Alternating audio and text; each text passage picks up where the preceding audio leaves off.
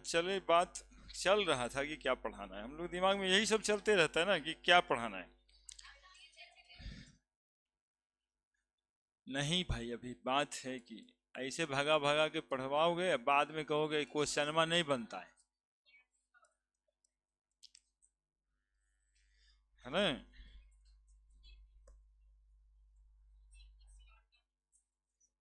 हाँ, हर बार प्रोग्राम बताओ और फिर उसी में कहे कभी कुछ कभी कुछ।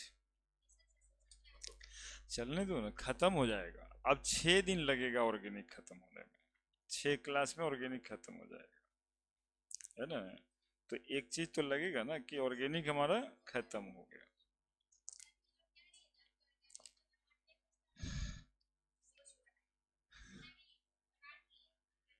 बहुत कुछ कहती है। Application of KC, application of KC. तो पहला तो केसी का एप्लीकेशन है calculation of equilibrium constant. Calculation of equilibrium constant जो अभी हम लोग कर रहे थे। एक रिएक्शन का इक्विलिब्रियम कांस्टेंट निकालना कि किस कंसंट्रेशन पे, किस प्रेशर पे इक्विलिब्रियम स्टैब्लिश्ड होगा। ये एक एप्लीकेशन है आपका इक्विलिब्रियम कांस्टेंट का। इसमें एक टॉपिक पढ़ना रहता है जिसको कहते हैं रिएक्शन क्यूसेंट। इसको क्यूसी कहते हैं,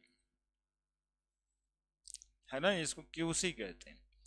क्यूसी को डिफाइन कैसे किया जाएगा, तो क्यूसी और केसी सेम ही तरह से डिफाइन होता है ना। क्यूसी और केसी सेम ही तरह से डिफाइन होता है। देखो, A plus B B that is equal to C C plus D D, यही रिएक्शन का स्वरूप है। QC is equal to C to the power small C, D to the power small D, A to the power small A और B to the power small B. तो यही तो KC भी था। देखो ना, concentration of C to the power C लिखा हुआ है, concentration of D to the power D, concentration of A to the power A और concentration of B to the power B. इसके रेशियो को ही केसी भी कहते थे, आज क्यूसी कह रहे हैं।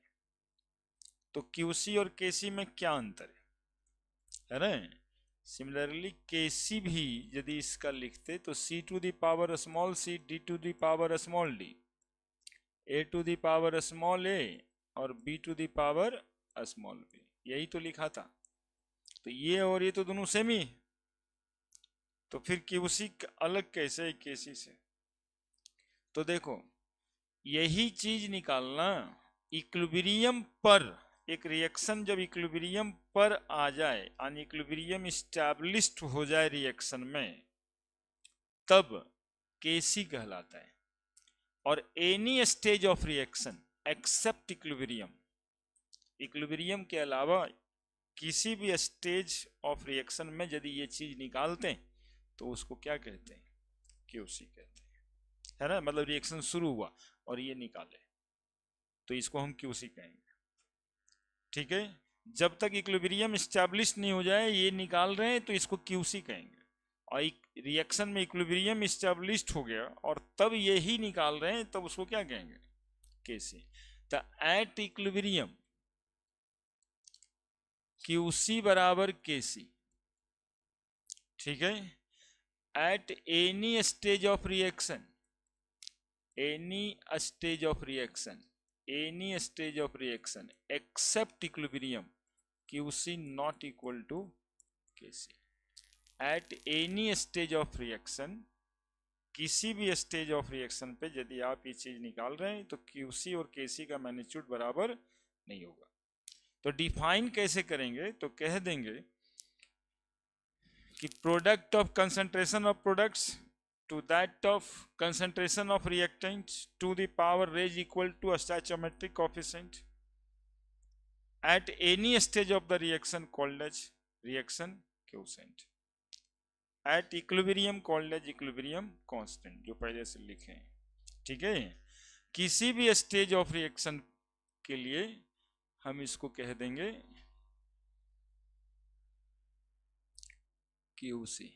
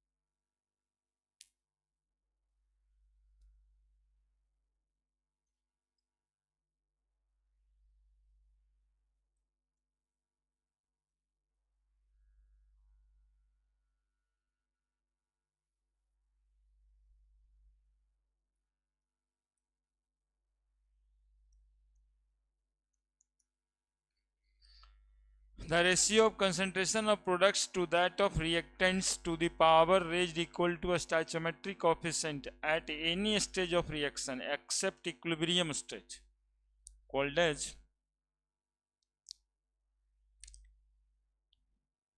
reaction quotient.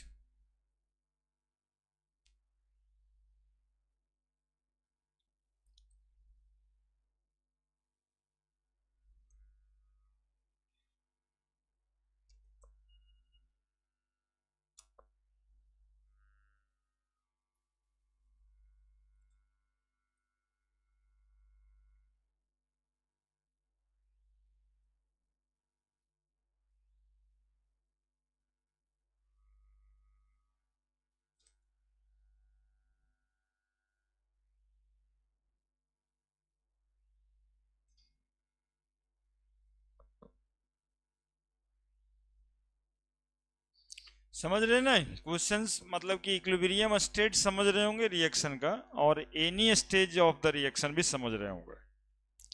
एनी स्टेज करने का मतलब रिएक्शन जस्ट शुरू हुआ है और आप ये रेशियो निकाल रहे हैं, रिएक्शन खत्म होने वाला है और ये रेशियो आप निकाल रहे हैं, तो क्यूसी कहेंगे।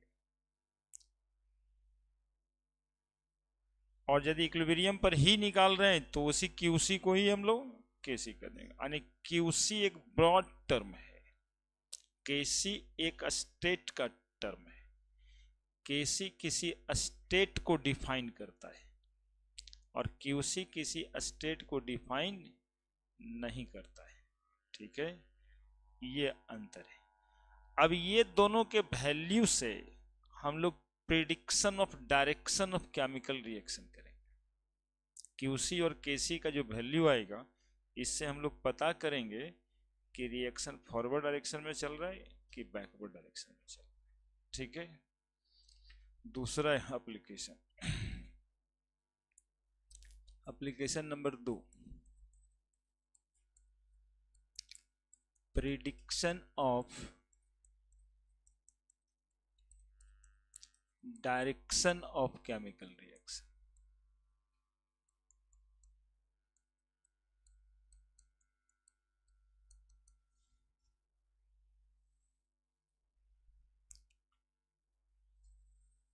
देखो ग्राफिकली देखते हैं ऐसे।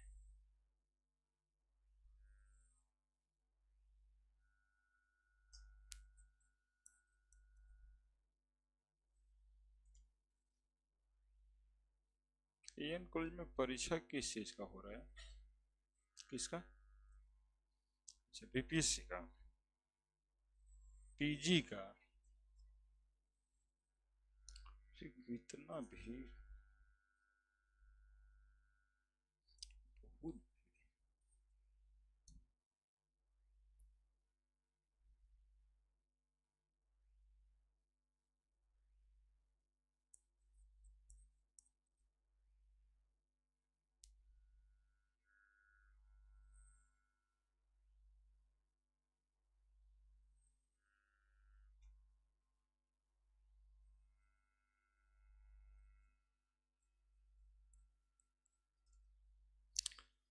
देखो 3 ठो ये बार ग्राफ बना है ना,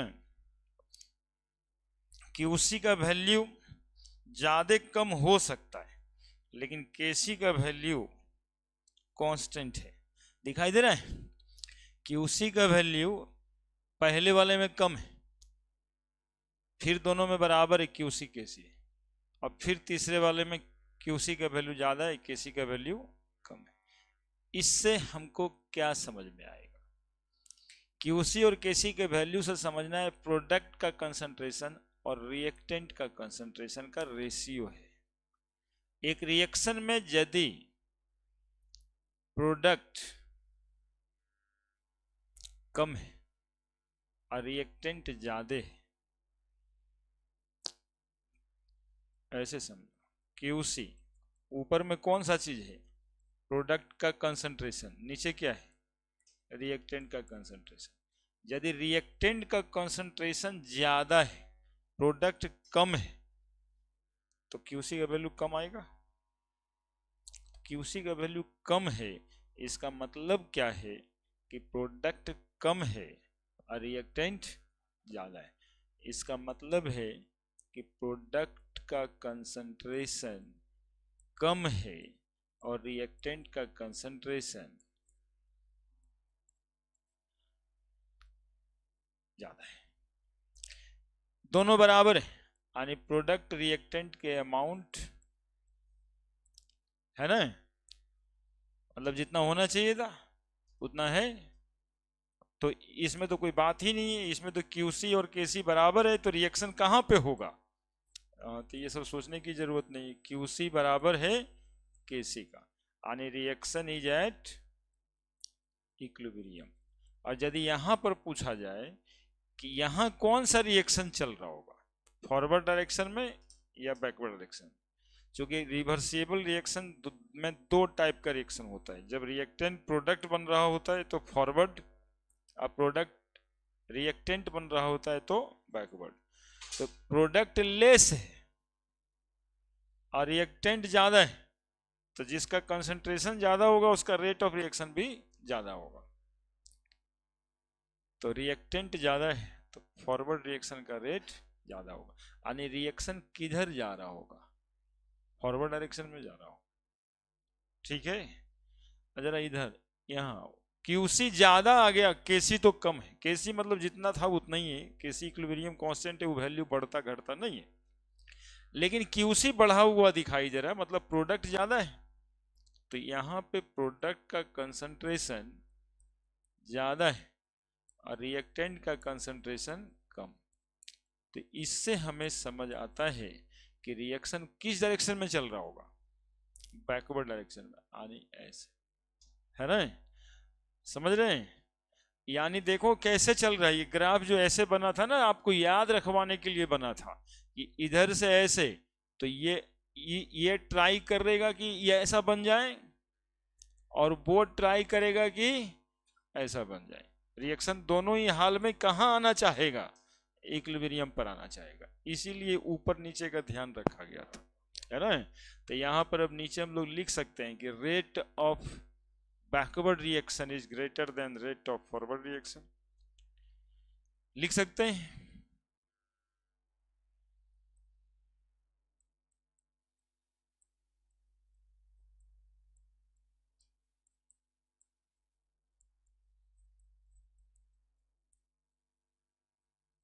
क्वेश्चन बनाए होंगे तो एक आध गो क्वेश्चन ऐसा मिलता है कि reaction shift towards left, shift towards right, है ना? तो ये रिएक्शन शिफ्ट टुवर्ड्स कहा जाए तो क्या करेंगे? Shift towards left. यदि क्यूसी का वैल्यू ग्रेटर देन केसी है तो रिएक्शन शिफ्ट टुवर्ड्स लेफ्ट, और यदि क्यूसी का वैल्यू केसी से कम है तो रिएक्शन शिफ्ट टुवर्ड्स, यही पूछता है, shift towards right, shift towards left. और रेट यदि पूछा जाए तो rate of forward reaction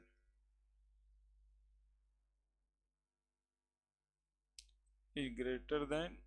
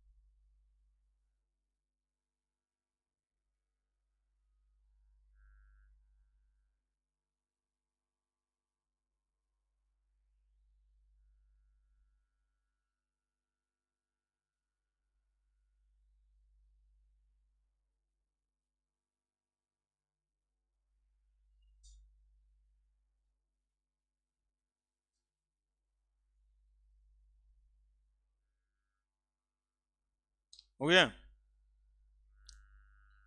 QC और केसी के वैल्यू से बातें हो गई क्या?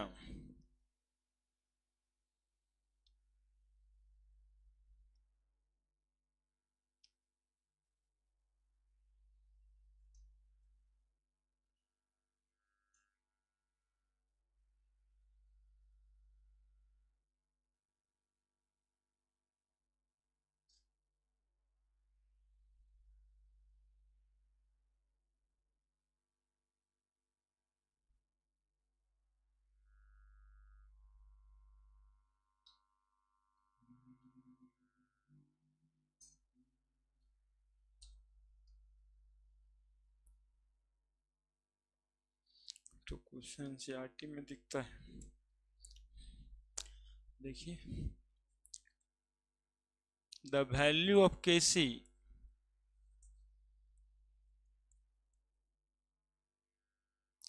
For the reaction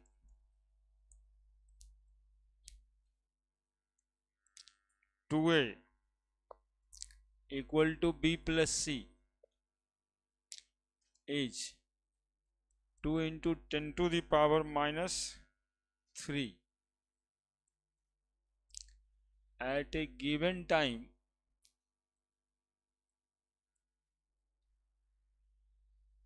the concentration of reaction mixture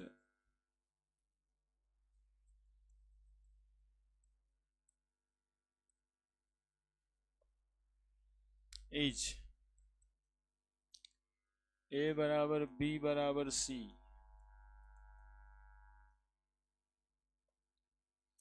3 गुना 10 पर पावर माइनस 4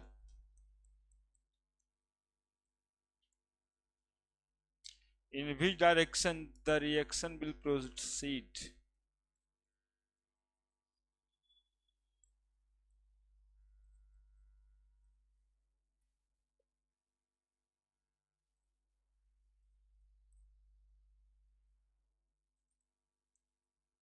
लीजिए,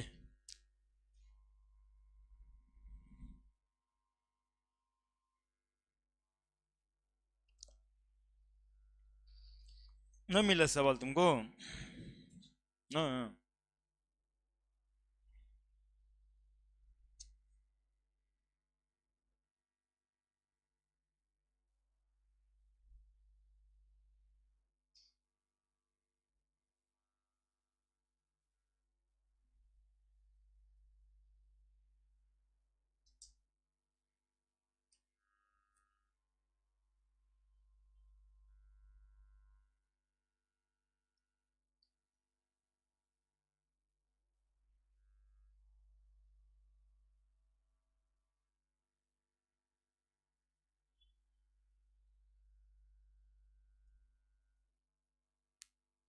ये सब तो बन गया होगा हैं? अब बाकी जो छोड़ दे थे बनाएगी ना?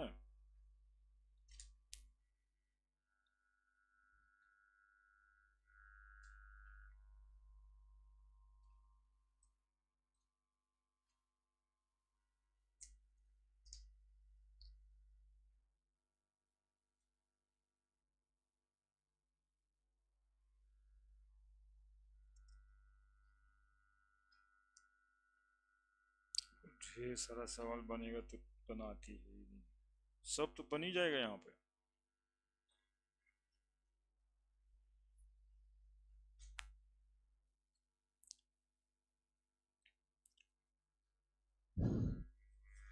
बना क्या आया क्यूसी केसी का वैल्यू? हाँ लेफ्ट की तरफ जाएगा। द वैल्यू ऑफ केसी दिया हुआ था 2 × 10⁻³ at a given time concentration reaction mixture. किसी समय पे ए बराबर बी बराबर सी है तो क्यूसी का वैल्यू यहाँ पे निकालना होगा, क्योंकि केसी लिखा हुआ है। तो बी कंसंट्रेशन, सी कंसंट्रेशन और कंसंट्रेशन ए का होल स्क्वायर। क्या ये वाला 2 ऊपर जाता है, यहाँ नहीं कुछ है तो 1 है। तो बी सी ए सबका कंसंट्रेशन बराबर है, तो लिखने का जरूरत तो थोड़े था, काट देते सबको ऐसे। नहीं, ए का स्क्वायर है तो कट गया पूरे का पूरे, बराबर 1 आया। तो क्यूसी आया 1 और केसी का वैल्यू क्वेश्चन में दिया है 2 × 10⁻³ दैट इज इक्वल टू 0.002, आने की क्यूसी इज ग्रेटर देन केसी। और जब क्यूसी ग्रेटर देन केसी है तो रिएक्शन किधर शिफ्ट करेगा? भुला जाओगे ना, देखो हम तुम्हारे काम के आदमी हैं, एकदम से भुला यदि जाओगे तो फोटो बना देना, क्यूसी केसी का वैल्यू जाते हैं। ठीक है, अब इस पिछल का ग्राफ में देखो कि कुछ हुआ है, कैसे याद रखोगे? छोटका हमेशा बड़का तरफ जाना चाह रहा है। देखो हमें इसमें इसलिए ऐसे डाले थे कि जो छोटा रहेगा ना बार ग्राफ, वो हमेशा बड़का की तरफ जाना चाहेगा। यहाँ देखो ई छोटा था तो ई बड़का की तरफ जाना चाह रहा था। क्या अरे ये छोटा था तो ये बड़का की तरफ गया कि नहीं गया? तो इस डायरेक्शन से ही समझ में आ जाता है कि राइट गया। और ऐसे बना दोगे क्यूसी और केसी तो केसी अब बड़का की तरफ जाना चाह रहा है, लेफ्ट। तो याद रहेगा, तो एग्जामिनेशन प्रेशर में ना तुम लोग जीते हो, उस समय गलती होगा, इसलिए याद रखना। यदि ऐसा कुछ दिमाग में आ जाए ऐसा बना देना। और छोटका हमेशा बड़का की तरफ जाना चाहता है, और छोटका यदि बड़का की तरफ जाना चाहता है तो किधर जाना है? इसको लेफ्ट जाना है, बस हो गया, रिएक्शन शिफ्ट टुवर्ड्स लेफ्ट।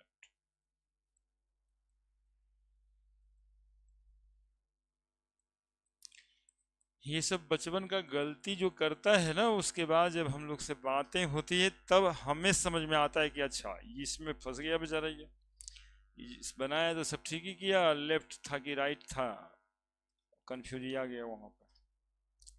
इसीलिए वो ग्राफ पे जोड़ देते हैं और सवाल बता के भी बताए हैं छोटका बड़का की तरफ ही जाना चाहता है। अब खाली उल्टा पुल्टा नहीं बना देना है, पहले क्यूसी तब केसी। क्यूसी का वैल्यू ज्यादा है, केसी का वैल्यू कम है। क्लियर? और एक तो एक्सटेंट ऑफ केमिकल रिएक्शन, तीसरा एप्लीकेशन है इक्विलिब्रियम कांस्टेंट का, extent of chemical reaction. Extent of chemical reaction,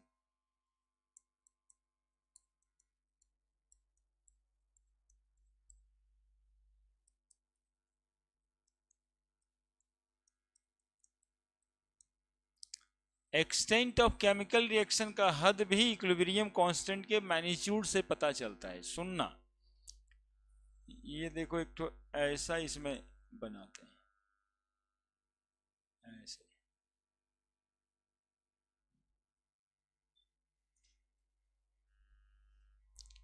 है ना,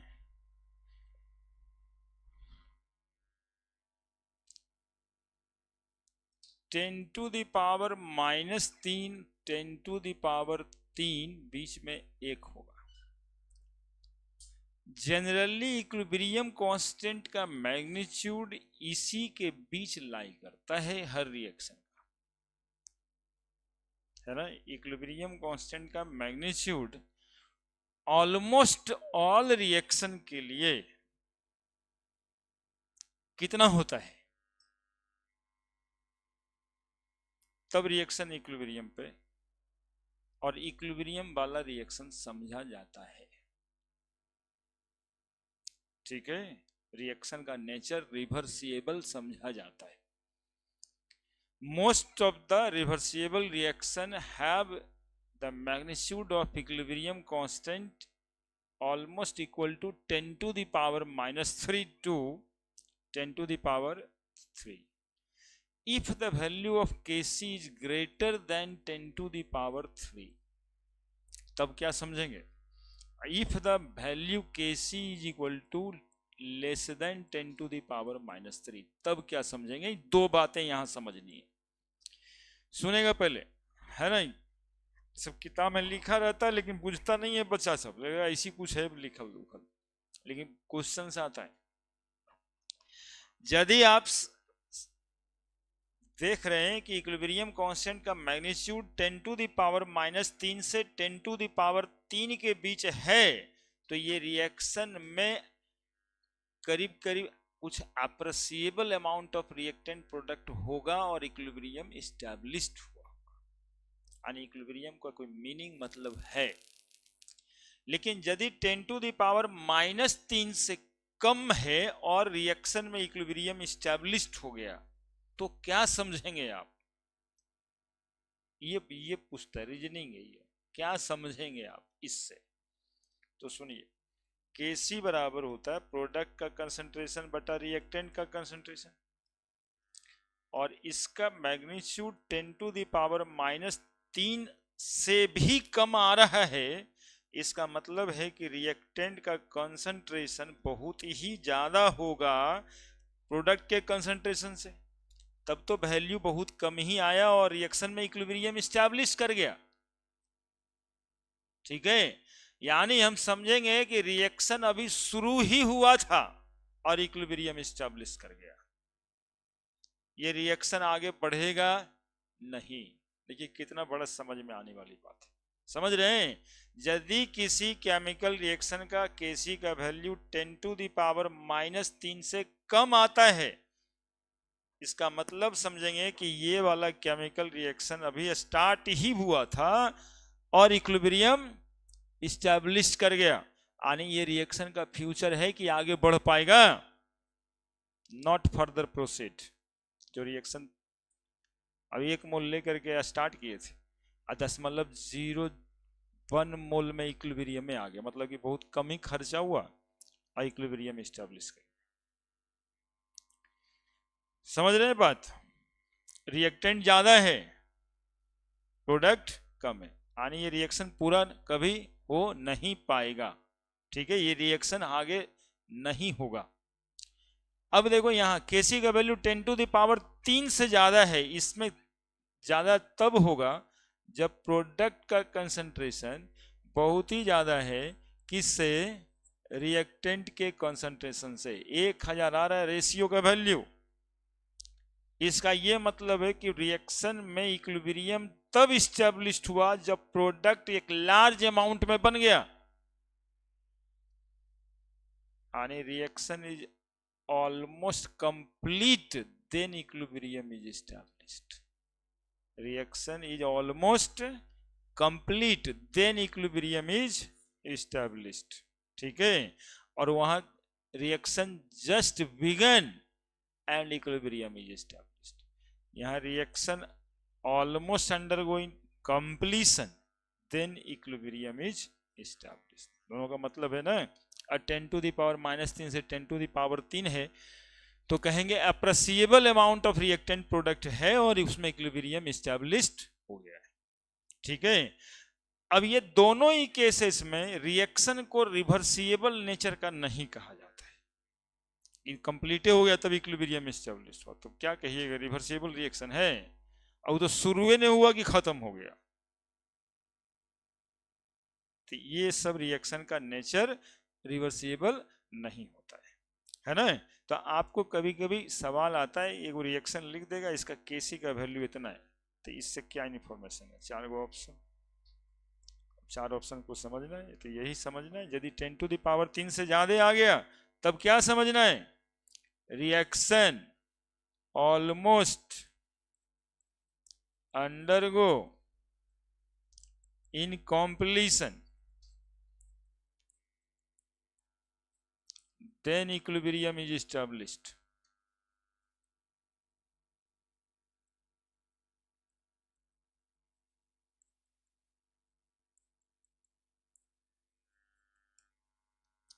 है ना? इधर क्या समझना है? रिएक्शन हार्डली प्रोसीड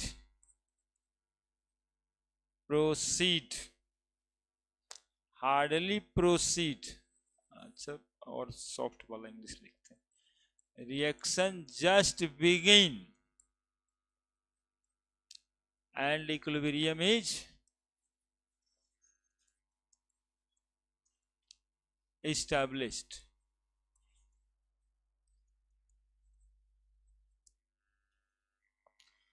ठीक है, लिखे।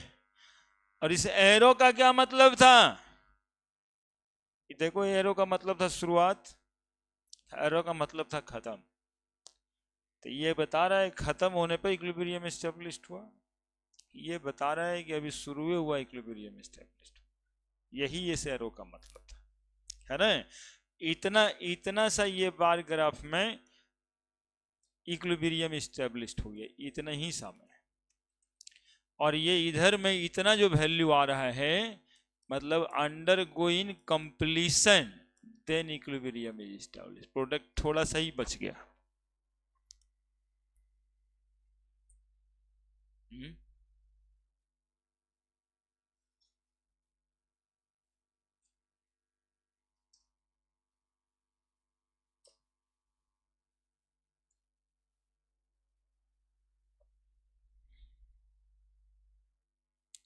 अब कभी कभी रेट की बात कर दे, रेट ऑफ फॉरवर्ड रिएक्शन ज्यादा होगा कि बैकवर्ड रिएक्शन ज्यादा होगा, तो इधर फॉरवर्ड रिएक्शन का रेट ज्यादा होगा, उधर बैकवर्ड रिएक्शन का रेट ज्यादा होगा।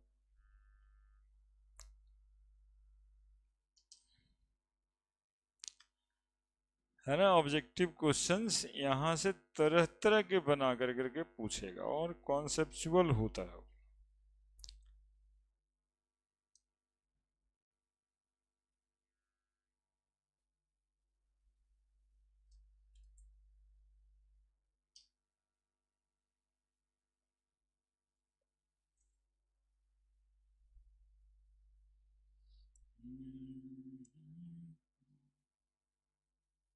रेट की बात करेंगे तो इस वैल्यू से हम समझेंगे कि rate of forward reaction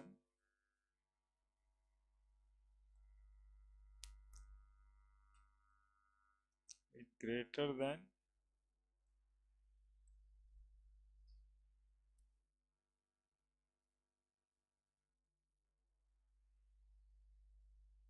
rate of backward reaction.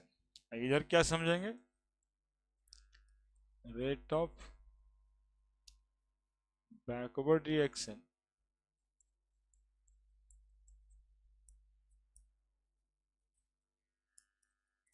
Greater than rate of forward reaction. हालांकि ये लैंग्वेज के लिए ये बातें नहीं होती, बात इसमें यही होती है कि reaction hardly proceed equilibrium is established. मतलब क्या समझ में आ रहा है? किसी रिएक्शन का इक्विलिब्रियम कांस्टेंट का वैल्यू कहे Kc बराबर 2 इंटू 10⁻⁻10, तो which of the following is correct. तो करेक्ट बात है कि ये reaction just begin and equilibrium is established. किसी का दे कि फलाना रिएक्शन है, इसका इक्विलिब्रियम कांस्टेंट है 2 इंटू 10⁻40, तो व्हाट इंफॉर्मेशन यू गेट? कहेंगे reaction almost undergo in completion then equilibrium is established. 3 को केसी का वैल्यू दे के पूछे कि इसमें से कौन सा रिएक्शन इरिवर्सिबल नेचर का है, तो जिसका केसी का वैल्यू सबसे ज्यादा होगा वो रिएक्शन इरिवर्सिबल नेचर का है ना? क्योंकि खत्म हो गया था, इक्विलिब्रियम एस्टैब्लिश हुआ, तो इरिवर्सिबल हुआ।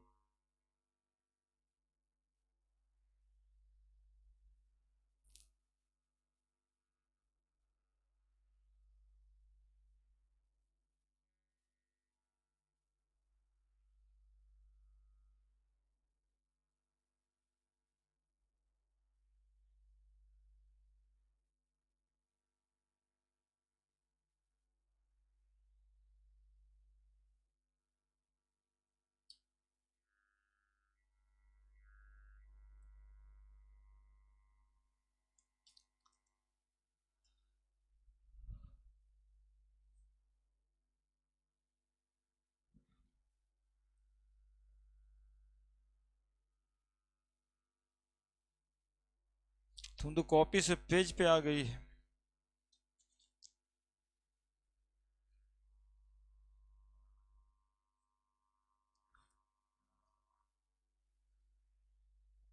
अब सोचना ये है कि चलिए अब आगे बैठ जाएंगे खाली सुनते हैं कि बाबा क्या क्या कहते हैं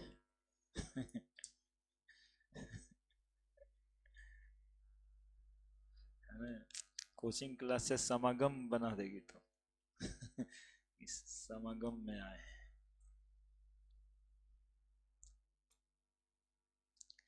वैसे ही लिख लेना जैसे जैसे लिखे हैं, एगो बीच कॉपी में एरो बना के उधर उतना बात इधर इतना बात, कितना पॉइंट में लिखोगे।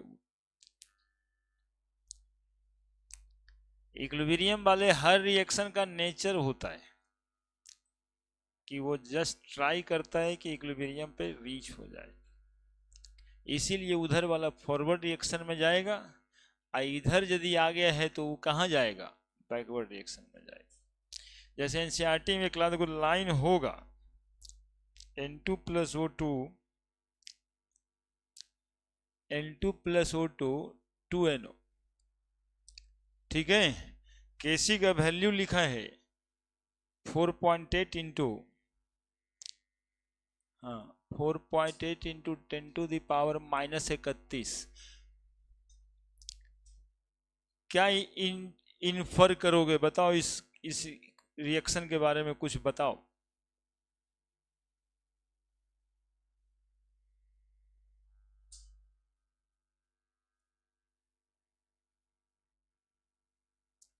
क्या रिएक्शन होगा, रिएक्शन होगा।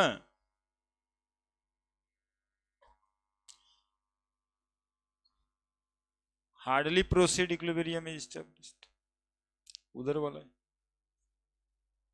क्या H2 प्लस I2 2HI, केसी का वैल्यू 64 दिया है। क्या इंटरफेयर करेंगे, मतलब क्या इन्फर किया ये डेटा, बोले ये रिएक्शन इक्विलिब्रियम पर आएगा और अप्रिशिएबल अमाउंट में रिएक्टेंट और प्रोडक्ट होगा, यही ना।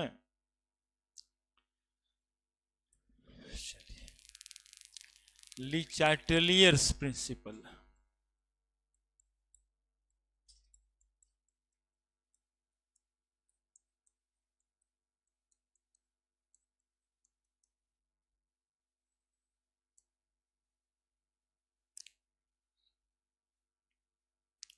ली चार्टेलियर्स प्रिंसिपल।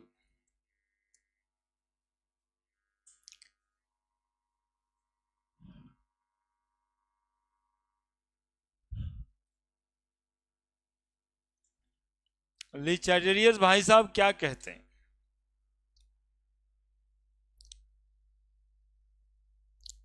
ये कहते हैं ना, कन्हे चल गया दोनों, चल गया क्या।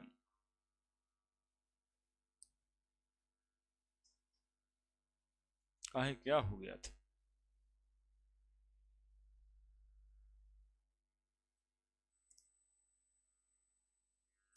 ली चैटेलियर्स प्रिंसिपल में, चलिए तो शुरू करते हैं। क्या कहते हैं वो सुनिएगा। ये कहते हैं कि एक रिएक्शन जो इक्विलिब्रियम वाला है, यदि इक्विलिब्रियम पर कोई चेंज आप इसमें कर देते, कंसंट्रेशन में चेंज कर देते, वॉल्यूम में चेंज कर देते, प्रेशर में चेंज कर देते, तो इस रिएक्शन का इक्विलिब्रियम डिस्टर्ब होगा तब तक कि ये फिर से इक्विलिब्रियम पर ना आ जाए। मतलब आपके द्वारा किया गया चेंज को ये रिएक्शन खुद से अंडू ना कर दे। कंप्यूटर में शब्द होता है ना अंडू, जो आप बदलाव किए वो बदलाव आपको नहीं चाहिए तो कैंसिल बटन दबाइएगा कि अंडू करिएगा। कैंसिल दबा दीजिएगा पूरा पेज गायब हो जाएगा। अंडू कीजिएगा तो जो आपका जो किया गया बदलाव है वो बदलेगा, है ना। हाँ देखो बता रही है यहाँ वाला, देखिए ये वाला कर देते हैं हम लोग, यही शब्द है ना। अब देखो ये लिखे थे नहीं चाहिए तो ये मिटेगा, काहे नहीं, काहे मिटा। हाँ ये ऐसे लिख दिए, हमको नहीं चाहिए तो मिटेगा काहे। देखिए ये अंडू का मतलब यही। अब कैंसिल यदि कर देंगे तो पूरा साफ ही हो जाएगा, वी कैन क्लींस। तो वर्ड यहां इस्तेमाल होगा अंडू, कैंसिल नहीं। और हम लोग फिर देखेंगे कंसंट्रेशन में बदलाव करेंगे तो इक्विलिब्रियम डिस्टर्ब होकर के फॉरवर्ड रिएक्शन का रेट बढ़ेगा कि बैकवर्ड रिएक्शन का रेट बढ़ेगा, प्रेशर बढ़ाने से क्या बढ़े घटेगा, वॉल्यूम चेंज करने से क्या बढ़े घटेगा। Le Chatelier principle, when any equilibrium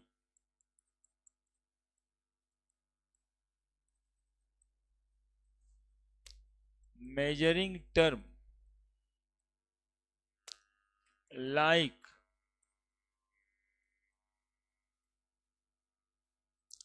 concentration, pressure, volume,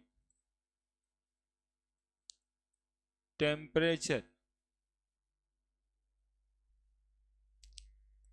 addition of inert gas,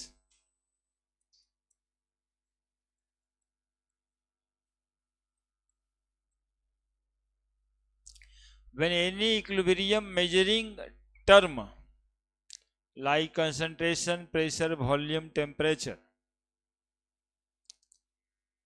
इसको छोड़ देना, ऐसे ब्रैकेट में लिख देना, ये अलग से केस है।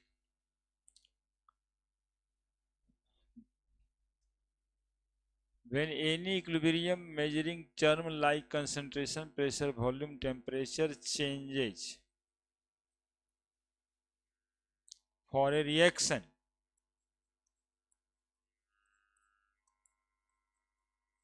then equilibrium of reaction get disturbed.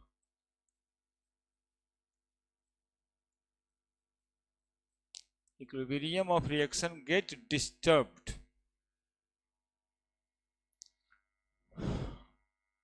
until they undo the effect of change. Undo the effect of change.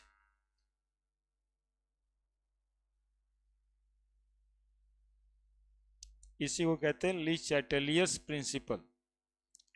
When any equilibrium measuring term like concentration, pressure, volume, temperature changes for a reaction, then equilibrium of reaction get disturbed until they undo the effect of change.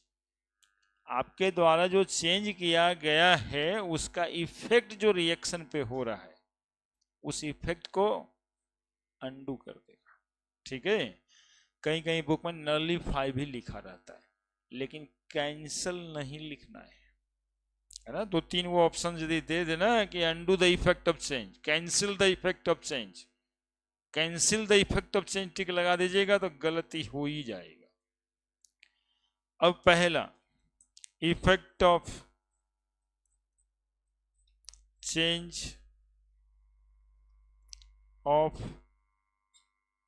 Concentration, इसका graph हम बता दिए थे पहले, है ना। हाँ फिर वही वही वाला ग्राफ देखिए, यदि कंसंट्रेशन बढ़ा देते थे तो फिर से वो रिएक्शन इक्विलिब्रियम पे आ जाता था, वही वाला ग्राफ। तो इसमें केस ए ले लेंगे, upon increasing the concentration of reactant,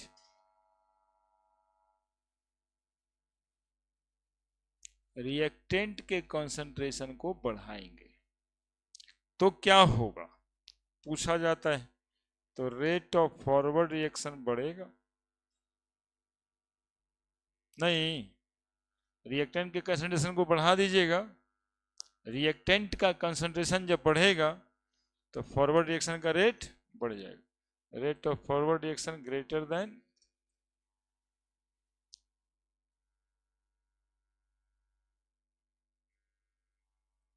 rate of backward reaction. और B, upon increasing the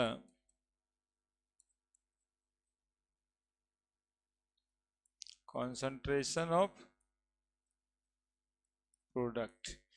increasing लिखे मतलब डिक्रीज हो गया रिएक्टेंट खुद ब खुद, प्रोडक्ट का कंसंट्रेशन बढ़ाएंगे तो इधर से रिएक्शन होना शुरू हो जाएगा। Rate of backward reaction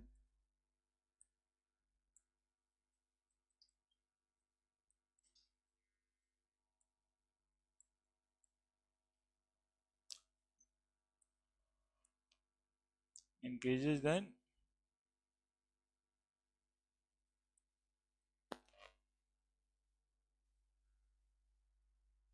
rate of forward reaction।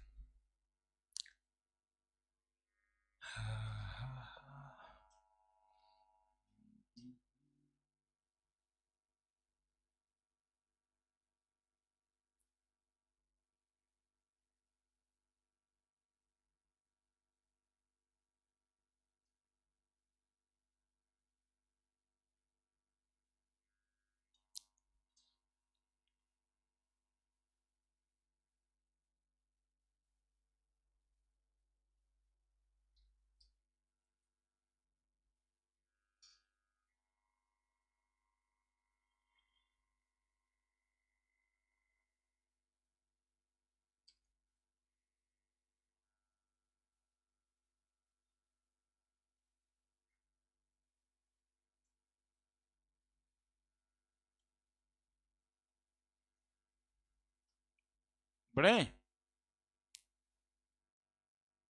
दूसरा, effect of change of temperature.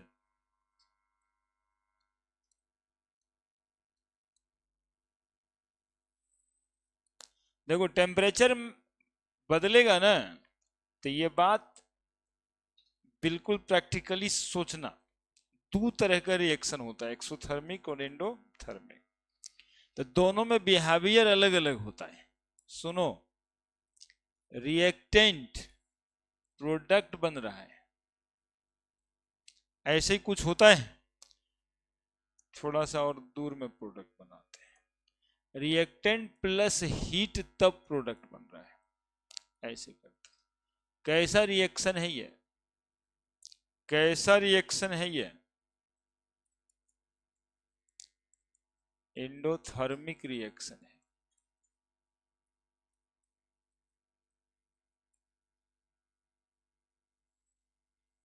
नहीं है? तो एंडोथर्मिक रिएक्शन में रिएक्टेंट को हीट देते हैं तो प्रोडक्ट बनता है। यदि इस रिएक्शन में इक्विलिब्रियम एस्टैब्लिश्ड है और हमने हीट और दिया तो हीट लेगा कौन?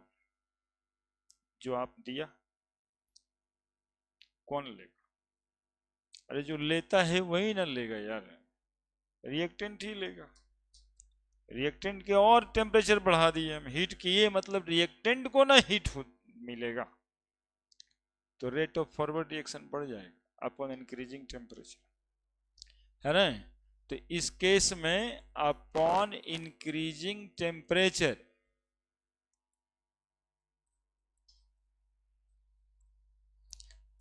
the rate of forward reaction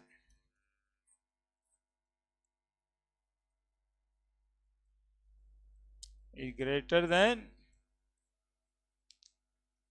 rate of backward reaction। Exothermic reaction,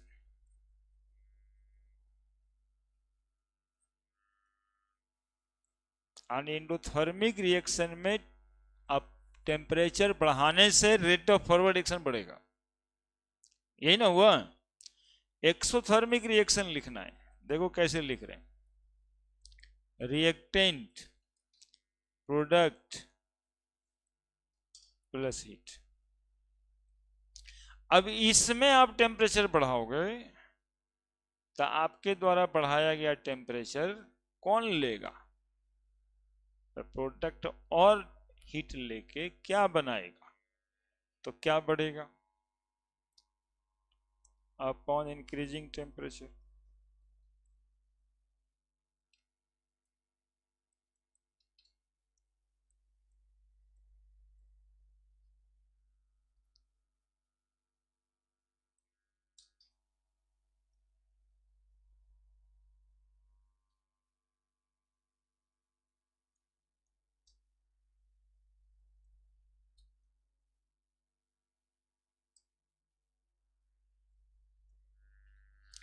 इसका सवाल पूछा जाता है ऐसे कि अपॉन इंक्रीजिंग टेम्परेचर प्रोडक्ट का ज़्यादा अमाउंट बनेगा कि अपॉन डिक्रीजिंग टेम्परेचर प्रोडक्ट का अमाउंट ज़्यादा बनेगा।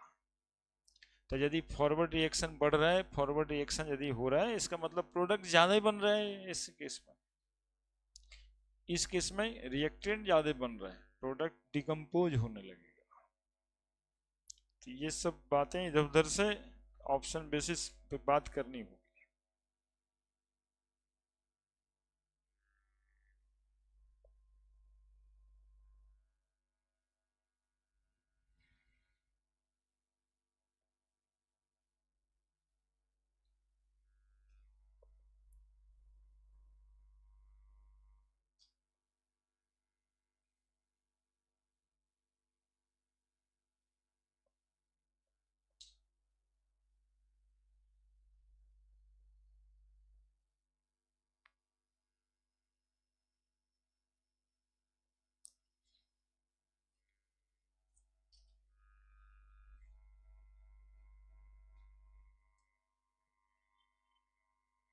बढ़े बढ़े। तीसरा, effect of change of pressure.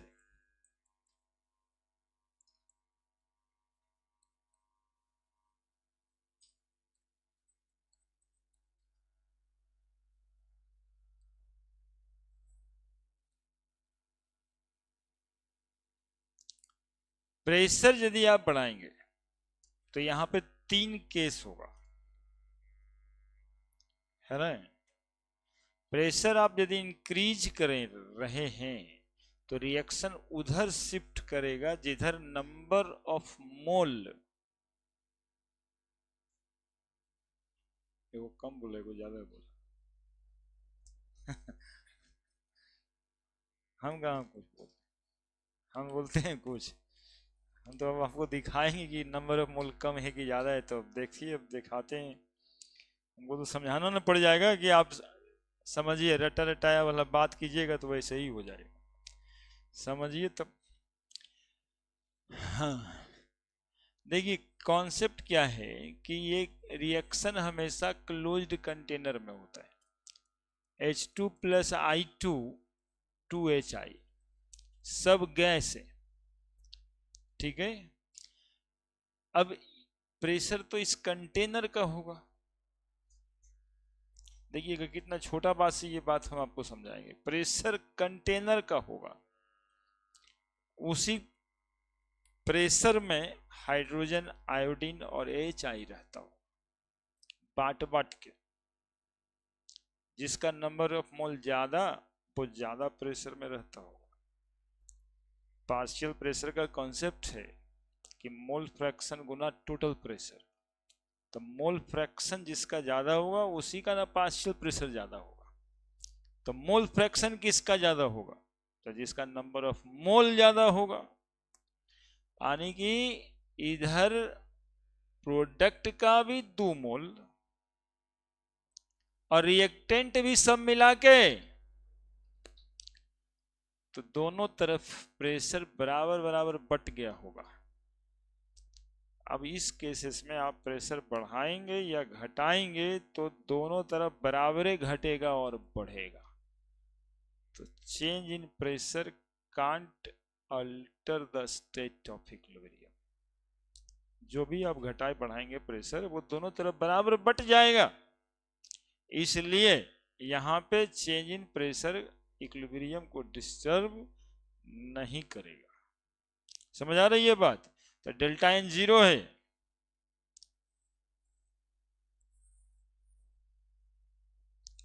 PCl5 PCl3 plus Cl2, product में 2 मोल, रिएक्टेंट में 1 मोल। अब यहां पर जो भी प्रेशर होगा प्रोडक्ट का प्रेशर ज्यादा होगा, रिएक्टेंट का प्रेशर कम होगा। अब आप यदि बढ़ाएंगे pressure,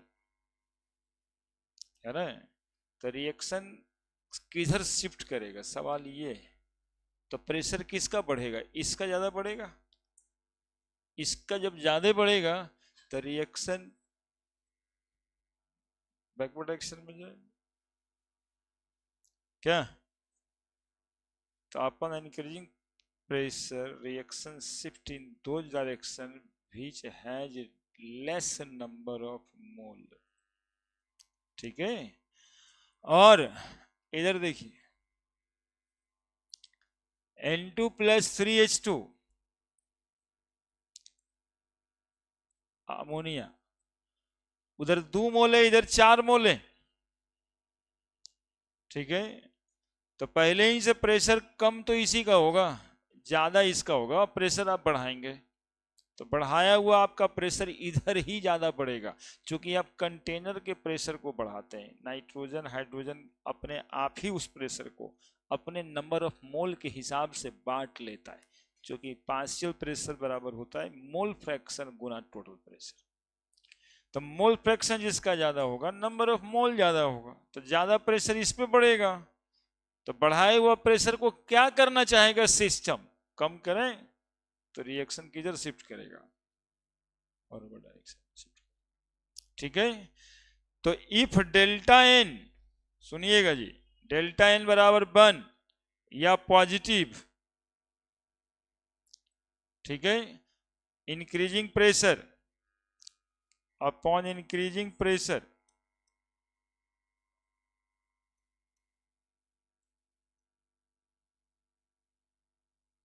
reaction shift in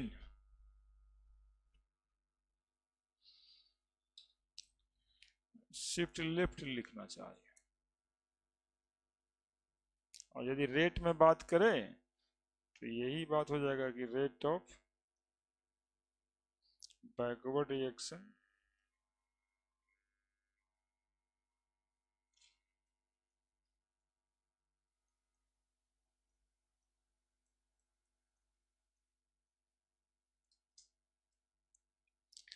if delta n बराबर 0,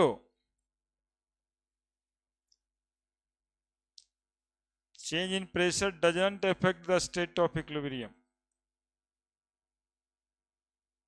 क्यों change in pressure does not effect? क्यों? अरे क्यों बताना है। हाँ, दोनों तरफ नंबर ऑफ मोल इक्वल है, तो जो भी प्रेशर बढ़ेगा वो दोनों तरफ बराबर बढ़ेगा, तो इक्विलिब्रियम पे ही रहेगा। If delta n less than 1 या नेगेटिव, है ना, डेल्टा एन 2 आया है -2, इसमें डेल्टा एन -2 है ना, लेस देन बराबर 1 लिखे हैं। 2 माइनस का है 1 का ही लिखे थे यार, ये 2 में से 1 गया था इसलिए 1 लिखे थे। इसका डेल्टा एन तो 1 ही था ना, इसका डेल्टा एन 0 था, और इसका डेल्टा एन लेस देन 1, ये टर्म ही ठीक नहीं है ना, निगेटिव सीधा सीधा बात, लफड़ा काहे के लिए। हाँ ठीक है, वो तो लिखना है, लेकिन इस रिएक्शन का डेल्टा एन कितना हुआ है या फिर नेगेटिव, है ना।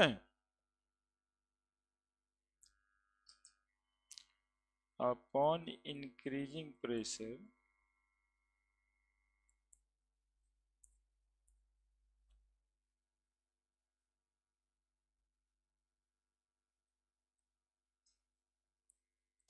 the reaction shift right rate of forward reaction, दोनों बैकवर्ड ही लिखा।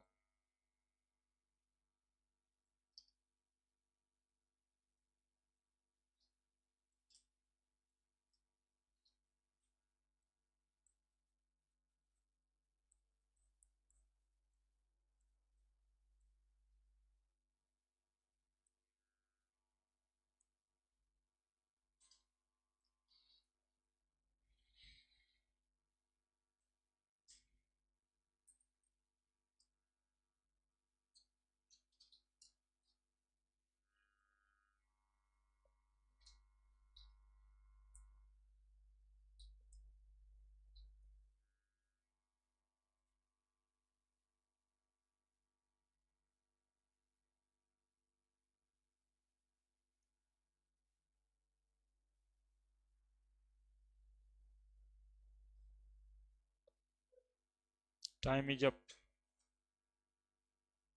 Time up.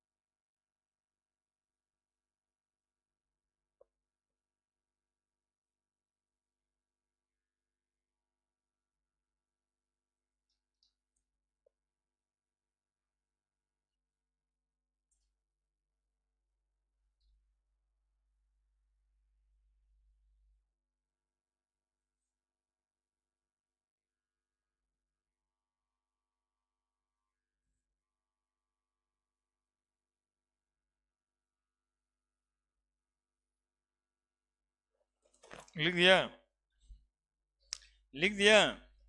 अब देखो इसी में समझना है हम लोगों को, इसी में समझना है इनर्ट गैस का एडिशन करने से क्या होता है।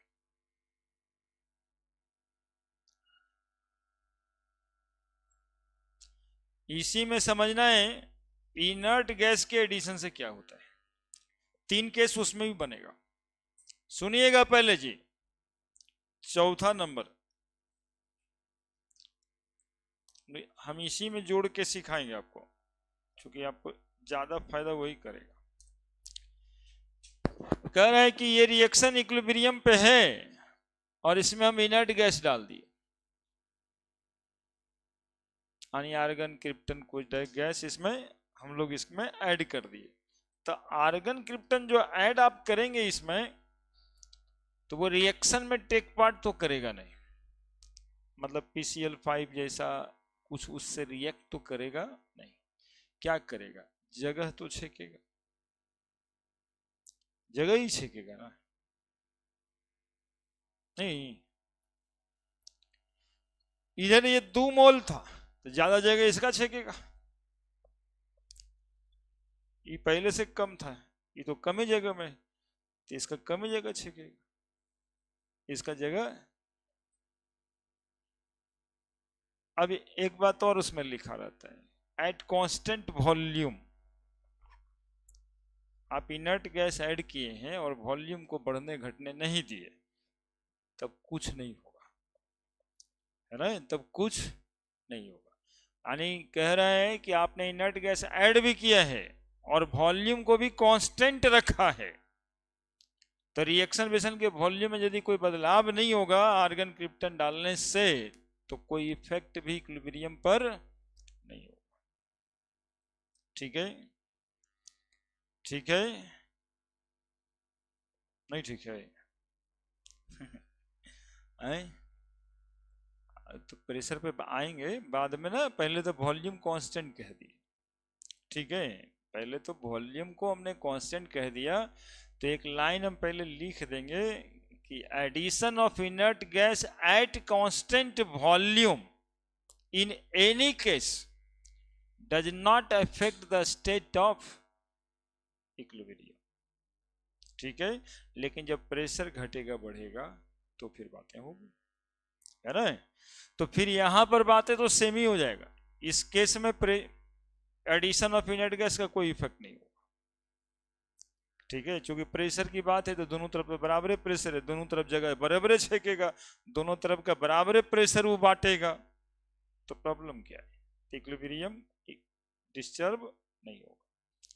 यहां पे प्रेशर इधर का ज्यादा ले लेगा वो नहीं, और इसका प्रेशर मतलब कि आर्गन यहाँ पे डाले तो इधर में तो कम है तो कम प्रेशर, इधर ज्यादा तो ज्यादा प्रेशर, तो रिएक्शन शिफ्ट कर जाएगा उल्टा इस वाले डायरेक्शन में इनर्ट गैस के एडिशन से, है ना, जिधर ज्यादा नंबर ऑफ मोल, ठीक है, क्योंकि नंबर ऑफ मोल आप जोड़े हैं, तो जोड़े हैं यदि PCl5 तो वो जगह छेकेगा, जगह छेकेगा तो जो ज्यादा पहले से है उसका जगह ज्यादा छेक लेगा, तो ज्यादा जगह छेक लेगा तो वॉल्यूम ज्यादा छेक लिया, वॉल्यूम ज्यादा छेक लिया मतलब कि कंसंट्रेशन घट गया ना जी, नहीं वॉल्यूम ज्यादा ले लिया तो कंसंट्रेशन क्या हुआ उसका, तो उधर जाएगा रिएक्शन जिधर कंसंट्रेशन कम है, और उसमें यदि करते हैं तो 4 मोल इधर है तो इसका जगह ज्यादा छेक लेगा,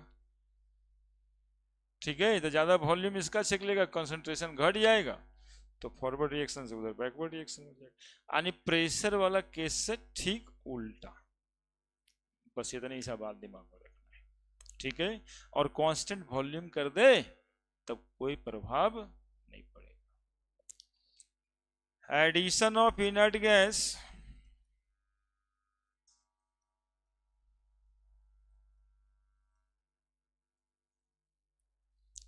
इफ डेल्टा एन बराबर पॉजिटिव, क्या लिखोगे,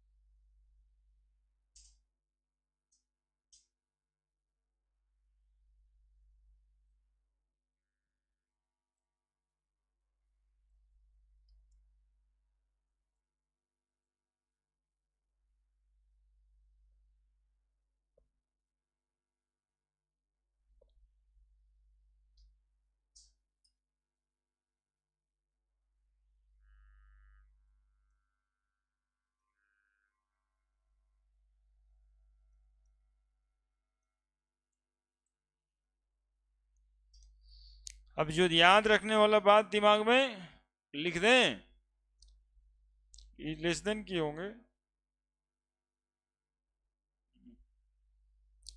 काहे लिख देते हैं, पिछले बार भी यहाँ पर ऐसे लिख देते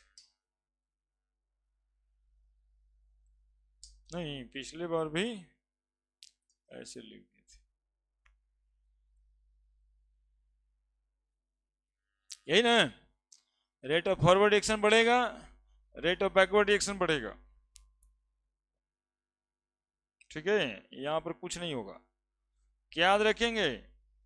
change in number of mole, zero, positive, negative, इतना नहीं याद रखेंगे, ये तो समझने के लिए याद रखेंगे कि बढ़ाया गया प्रेशर रिएक्शन को उस डायरेक्शन में शिफ्ट करता है जिधर नंबर ऑफ मोल कम है। इनर्ट गैस का एडिशन रिएक्शन को उस डायरेक्शन में शिफ्ट करता है जिधर नंबर ऑफ मोल ज्यादा है। ये दो लाइन याद रखें।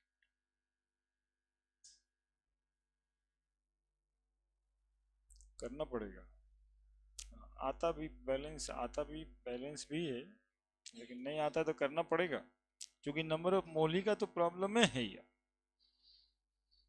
यदि बैलेंस नहीं है तो कैसे मतलब लेस देन ग्रेटर देन करें।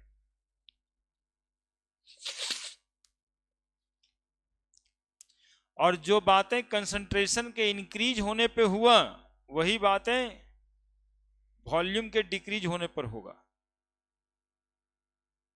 नहीं होगा, कंसंट्रेशन बराबर number of mole by volume होता है।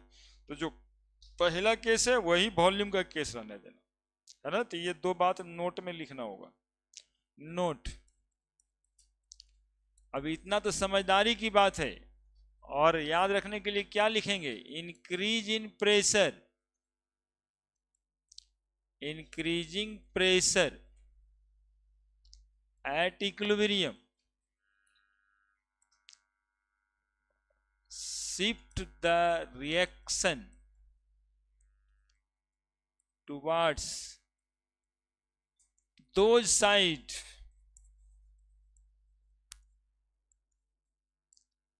which occurs with less number of mole। हो जाएगा, और इस बात से हो जाएगा काम। Increasing pressure at equilibrium shift the reaction towards दो साइड व्हिच अकर्स विथ, हो जाएगा ना। दूसरा बात, addition of inert gas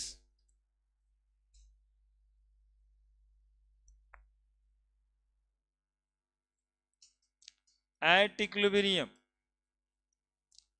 at constant volume does not change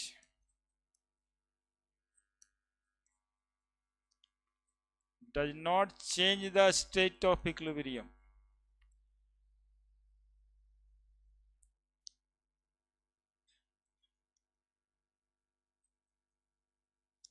addition of inert gas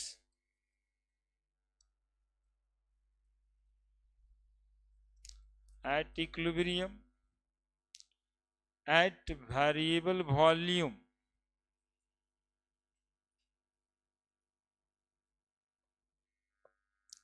shift the reaction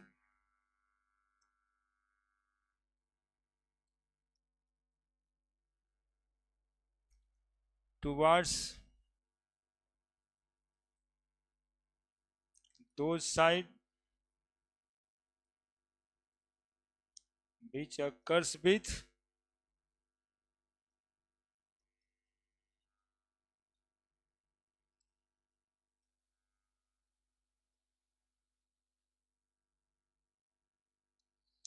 more number of moles।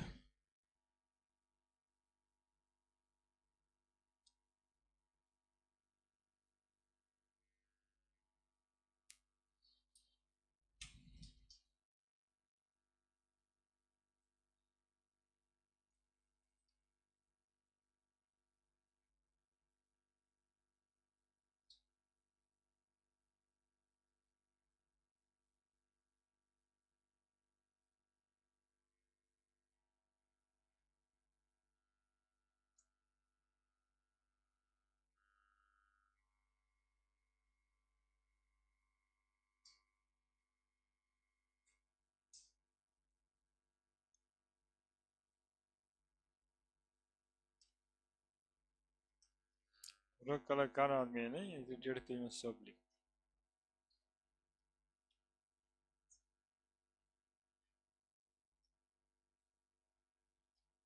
दिए।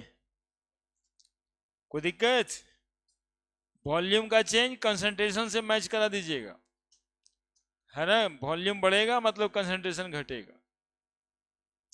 अब देखिए इसका एप्लीकेशंस में क्वेश्चन कैसे पूछता है वो देखिएगा। N2 + 3H2 2NH3 reaction 673 kelvin पे हो रहा है। आयरन कैटलिस्ट है, मॉलिब्डेनम प्रमोटर रहता है, पूरा रिएक्शन है। List the condition, list conditions to maximise the yield of ammonia in this reaction. देखो प्रॉब्लम यह है कि नाइट्रोजन हाइड्रोजन से रिएक्ट करके अमोनिया बना रहे हैं और एक स्टेज आता होगा जब वो इक्विलिब्रियम स्टैब्लिश्ड हो जाता है। इक्विलिब्रियम स्टैब्लिश्ड हो जाने का मतलब है कि और अमोनिया नहीं बन रहा है ना। अरे पता है कि नहीं तुमको इक्विलिब्रियम किस रिएक्शन में डिस्कवर हुआ था? हाँ, इसी रिएक्शन हबर साहब ही डिस्कवर किए थे। हबर साहब एक्चुअली में इंडस्ट्रियल प्रिपरेशन ऑफ अमोनिया कर रहे थे। वो अमोनिया को इंडस्ट्री में कैसे प्रिपेयर होगा उस सेटअप बैठा रहे थे, समझे। पूरा पाइप टाइप लगा हुआ था, मशीन वशीन लगा था, जहाँ नाइट्रोजन हाइड्रोजन को फीड कराते थे, उसका उचित प्रेशर टेम्परेचर दे के कंटेनर में अमोनिया बना रहे थे। वो किए काम शुरू, तो उनका क्या हुआ कि अमोनिया कुछ देर तक अमाउंट में बना, 10 किलो 50 किलो 20 किलो जो भी समझो तुम। उसके बाद उनका सिस्टम मतलब मशीन सब ऑपरेटिंग था और अमोनिया का अमाउंट न बढ़ रहा था और नाइट्रोजन हाइड्रोजन का अमाउंट न घट रहा था। तो आदमी क्या चेक करेगा? मशीन है ना, कि कोई प्रॉब्लम हो गया क्या कि अमोनिया अभी तक 20 किलो बना और काहे नहीं बन रहा है, या नाइट्रोजन हाइड्रोजन जो हम रखे हैं वो खर्च काहे नहीं हो रहा है। भाई साहब को 2-4 दिन लग गया सोचते सोचते, मशीन का पट पुर्जा सब खोल खाल के फिर से सेट कर, है ना, नट बोल्ट सब कस के। और कहा जाता है उनके नोवेल में लिखाया, हबर साहब के नोवेल में, भूत प्रेत का पूजा शुरू हो गया कि कोई आत्मा वात्मा तो नहीं आ गया हाँ, हॉलोइंस के बारे में सोचने लगे कि आखिर ये हो कैसे रहा है। मशीन भी चल रहा है, सब कुछ ठीक है, तो अमोनिया का अमाउंट बढ़ता काहे नहीं है। संयोग से जब गुस्सा आता है आदमी तो देखते हो क्या करता है, भाई सब तोड़ ताड़ देते हैं, कुछ नहीं होगा, इसे नहीं बनेगा। तो अमोनिया का कंटेनर वो खाली कर दिया, जितना बना हुआ था ना 20 किलो, उसको बाहर निकाल के फेंके, नहीं बनेगा।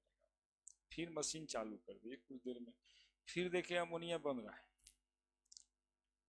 और 4-5 दिन से आदमी एक ही काम को कर रहा है, और जब अमाउंट हटा दिए वहां से फिर अमोनिया बनना शुरू हो गया।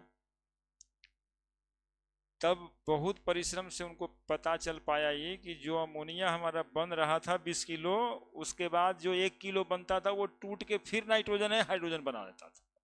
इसीलिए न अमाउंट उसका घट बढ़ रहा था, न तो ये बढ़ रहा था, न तो वो घट रहा था, कोई भूत प्रेत न था। तब बोले कि अरे तो रिएक्शन भी दो तरह का होता है, एक तो प्रोडक्ट भी रिएक्टेंट बनाना शुरू कर देता है। हबर साहब ही इस प्रोसेस को डिस्कवर कि रिएक्शन दो तरह का होता है, एक रिवर्सिबल और एक इरिवर्सिबल। कहानी यहीं से स्टार्ट। इसीलिए क्वेश्चन है यहाँ पे कि अब अमोनिया का यील्ड बढ़ाना है आपको, क्या करिएगा,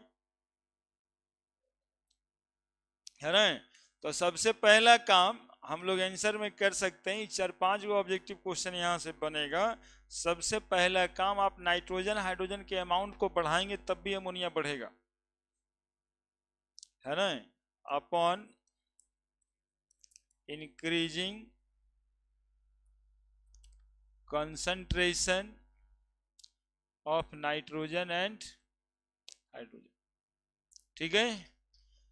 दूसरा कंडीशन आपका अमोनिया बढ़ाने का यील्ड का है कि इधर 4 मोल है, उधर 2 मोल है। प्रेशर को इंक्रीजिंग प्रेशर, कैसे तुमको लगा डिक्रीज कर देंगे प्रेशर है? मतलब यही होता है कि कभी कभी जो मन में दिमाग में आपका जो सोच लेता है वही सही मानने लगता है। इतना कहानी कहे, इतना समझाए बुझाए, वो कुछ हो नहीं सुनाई पड़ा। जो सोच ली है तो बस सोच ली। अभी देखिए, देख रहे हैं, ये जनरल कहानी है। देखिए तो क्या लिखा, डेल्टा इन -2 था, upon increasing pressure the reaction shift right, यानी कि rate of forward reaction greater than rate of backward. तो अमोनिया राइट में शिफ्ट करें, अमोनिया का अमाउंट बढ़ेगा ना upon increasing pressure, the reaction shift right. तो प्रेशर क्या करना पड़ेगा, बढ़ाना पड़ेगा, है ना। डेल्टा इन नेगेटिव देख लीजिएगा एक बार जाकर के घर पे, नींद आ रहा है आपको। प्रेशर को क्या करेंगे, इंक्रीज करेंगे।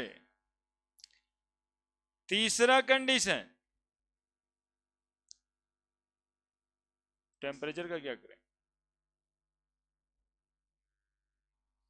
रिएक्शन एक्सोथर्मिक है। अच्छा तो लिखे नहीं, डेल्टा एच बराबर नेगेटिव, रिएक्शन एक्सोथर्मिक है ये।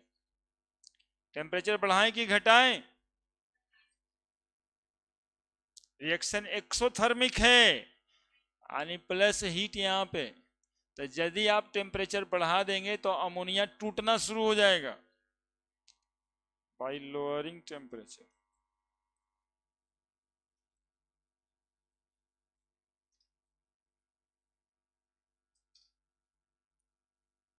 है ना।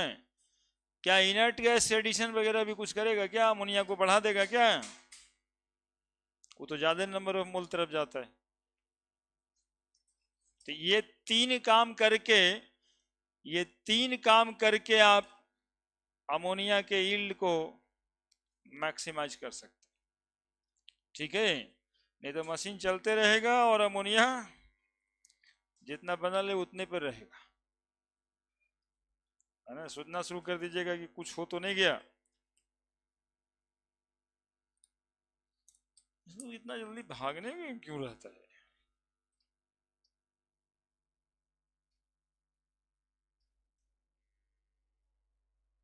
तो गजब भागता है यार तुम।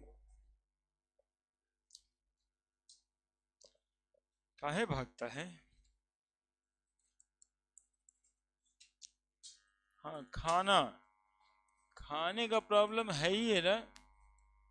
तुम लोग जीती है तो क्या कहेंगे हम, टाइमिंग चेंज करा लेता नहीं।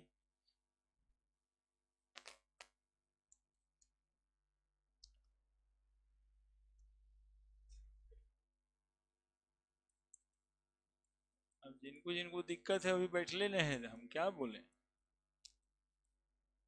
हम लोग तो कह दिया सब कि रोज समय ये चेंज कर देते, हम अपने जिस समय को दिए थे उसी पे स्टिक हो। मतलब सबको फेवरेबल देता, हम बदमाशी किए हुए हैं क्या? बचपन में सबने करवाया, जानते हैं हमको कितना दिक्कत है, हमको बहुत दिक्कत है।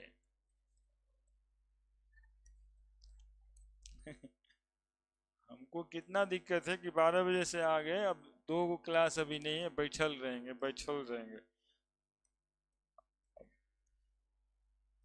अरे नहीं, 12:30 से होता था, वो तो आज लेट हो गए हैं। अच्छा आओ 1-2 दिन तब ना बैठ के बात करेंगे। तो आई नहीं तब कोई बोलने वाला नहीं रहा इतना जोर से, कहीं एडजस्ट नहीं करता। हमको तो बता रहा है कि आपने समय जो दिया था भाई एडमिशन के समय, उसी में रहिए आप।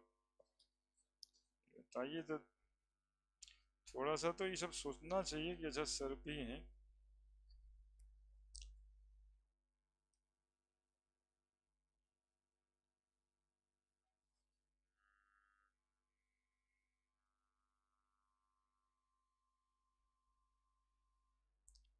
2 से 4 में कौन मैथ के ट्यूशन पढ़ता है?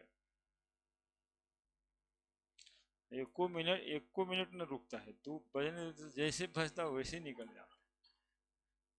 इन्हें वो अच्छा बात हो रहा है तो 5 मिनट यहाँ भी देख लें, ऐसा नहीं है, तू बजने का देरी।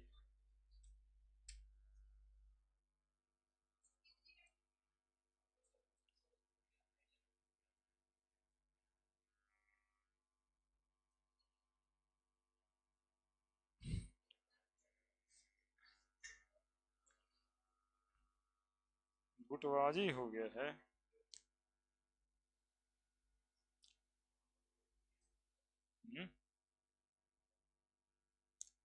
क्या होगा आंसर? इतना बड़का सवाल, ये आईआईटी में आया हुआ सवाल है जी। ये भाई तुम लोग सवाल से बना दो, हमको लिखने लायक कुछ नहीं लग रहा है। 49 को सवाल है 2002 से लेके अभी 2019-20 तक, हर एक बन जाएगा।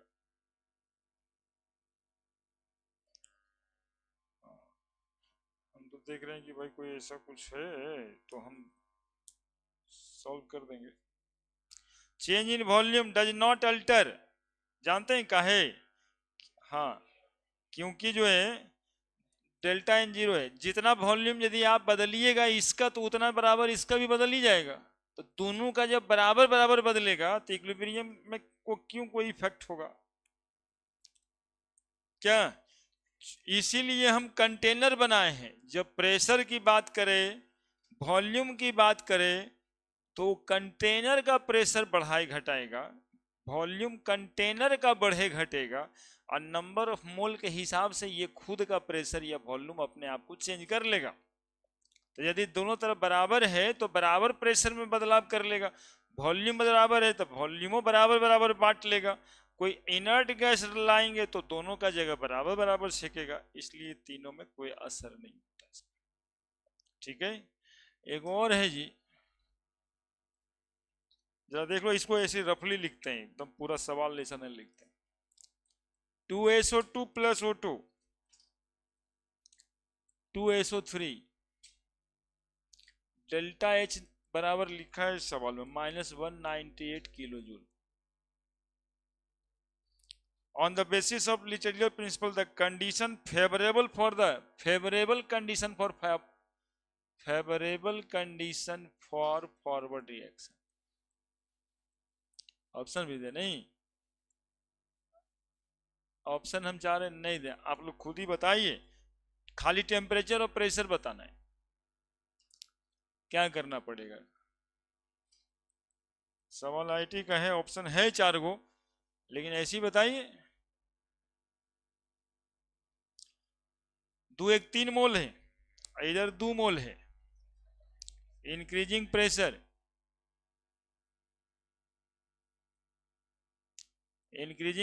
और डेल्टा एच नेगेटिव है, एक्सोथर्मिक है, लोअरिंग टेम्परेचर।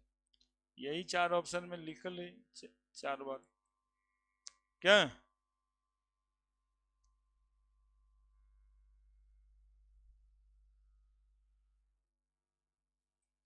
लिटरेचर प्रिंसिपल का भूत जो है दिमाग में घुस गया था। हैं? क्या सर में से ही है क्या?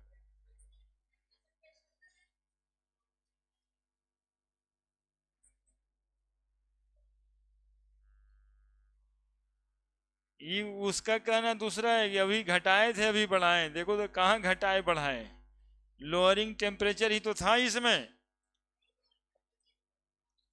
वही बोल रही है ना। हाँ तो सही बोल रहे।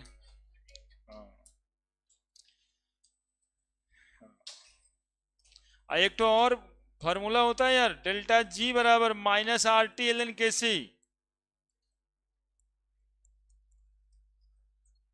ये नहीं होता क्या? इलेक्ट्रोकेमिस्ट्री में प्रूफ होता है ये। हाँ, ये दोनों जेई का था। ये जो है इलेक्ट्रोकेमिस्ट्री में प्रूव होता है, यहां भी लगता है -2.303 RT log KC, तो -RT तो लोग बका जाता है तुम लोग, तो हम क्या करें। एक बचवा को खाना क्या दिक्कत है, अभी खाना नहीं मिलता, फिर भी पता नहीं काहे स्टमक को पकड़े हुआ है। 2-2:30 बजे तक खाना नहीं मिलेगा। डेल्टा जी नॉट बराबर -RT ln KC, इसको गिब्स इक्वेशन कहते हैं।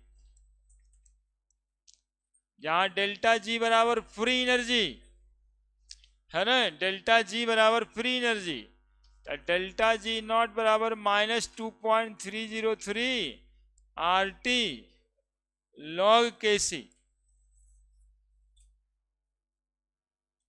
है ना। आर यहां पर वैल्यू लिखिएगा 8.314 joule per mole per kelvin, temperature in kelvin scale.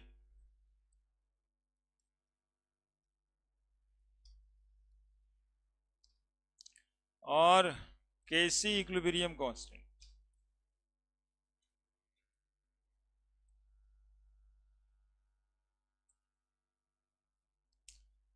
Delta G nought standard Gibbs energy.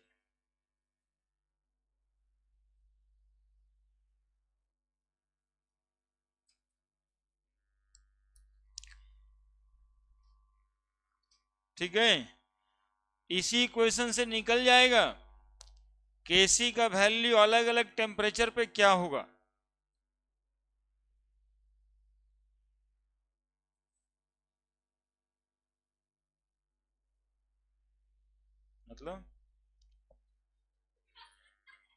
मतलब बुखल है।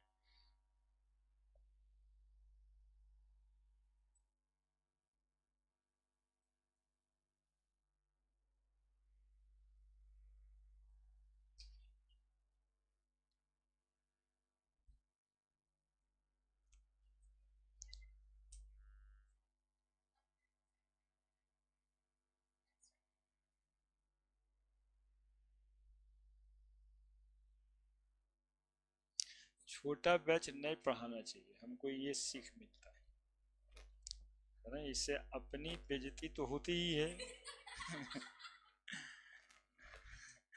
और अपनी क्वालिटी भी घट जाती है कभी। क्या दें क्या नहीं दें, बच्चे को देख कर करके अभी 3 पेज का एक फार्मूला हम प्रूव कर सकते थे, लेकिन बचवा को देख करके अब अगला दिन देखते हैं क्या होता है। इस ये सबसे हम लोग को ये सीख मिलता है। ठीक है, जब गवर्निंग फैक्टर देश का भी, जब गठबंधन का सरकार हो जाता है ना, 2-3 गो हो जाता है, तब गड़बड़ा ही जाता है। और जो हम कहें सिर्फ वही होगा, तब सब ठीक हो जाएगा, आज बचपनों कंफर्ट लेवल में जाएगा। 12 से 2 का कोई टाइम ही नहीं, आज से एको को क्लास पटना में न चलता होगा 12 से।